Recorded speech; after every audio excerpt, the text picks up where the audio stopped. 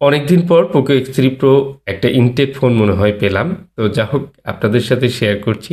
এটা হচ্ছে নরসিংদী থেকে কুরিয়ার সার্ভিসে পাঠিয়েছেন। আর কুরিয়ার সার্ভিসে অনেক ফোনই কিন্তু কুরিয়ার সার্ভিসে এখনও আসে। বাট ইনটেক ফোন পাওয়া খুবই মুশকিল। কারণ হচ্ছে এখন যেখানে সেখানে এই ফোনগুলো কাজ করা হয় এবং কাজ করতে গিয়ে যদি ঠিক না হয়, খারাপ হয়ে যায়, তখন কিন্তু মানুষ আসলে অনলাইন ঘাটে এবং কি কোথায় দেওয়া যায় এটা নিয়ে চিন্তা করে।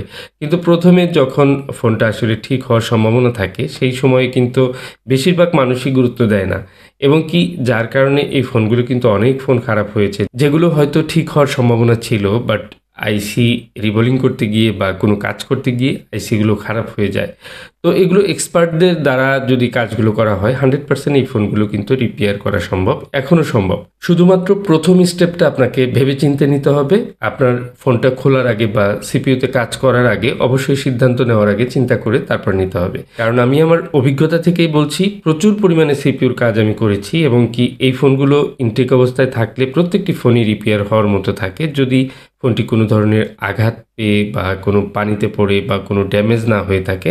তাহলে নর্মালি যে ফোনগুলো ডেড হয়ে যায় 99% ফোন এগুলো কিন্তু রিপেয়ার করা সম্ভব হয়েছে। আর সিপিইউর সমস্যা কিন্তু শুধুমাত্র পোকো X3 Proতে দেখা দেয়নি।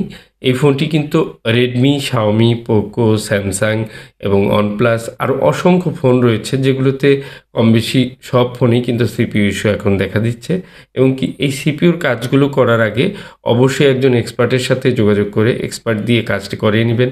তাহলে প্রত্যেকটি ফোনই রিপেয়ার হওয়ার সম্ভাবনা থাকে যদি আপনার ফোনটি হওয়ার মতো থাকে।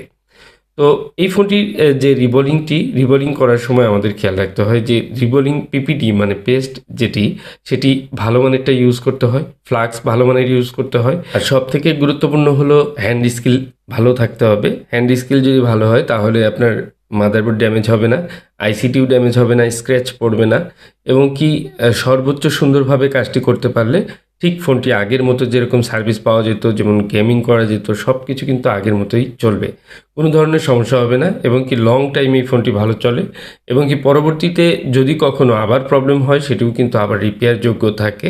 এই বিষয়টি মাথায় রেখে আপনারা কিন্তু চাইলে এই ফোনগুলো রিপেয়ার করে নিতে পারেন। তো আপনাদের এই ফোনগুলো রিপেয়ার করার জন্য আপনাদের নিকটস্থ যারা এই ধরনের সিপিইউর কাজগুলো করে তাদের সাথে যোগাযোগ করতে পারেন। আর আপনারা চাইলে আমার সাথেও যোগাযোগ করতে পারেন। অবশ্যই ইনটেক ফোন থাকতে হবে। সেক্ষেত্রে আপনারা সরাসরি আমার হোয়াটসঅ্যাপে যোগাযোগ করে ফোনটি কুরিয়ার সার্ভিসে পাঠিয়ে দিতে পারেন। ধন্যবাদ সবাইকে। আজকের ভিডিওটি এ পর্যন্তই। তো আমরা দেখব এখন ফোনটি অন হয় কিনা। দেখুন চার্জার লাগানো মাত্রই কিন্তু ফোনটি অন হয়েছে।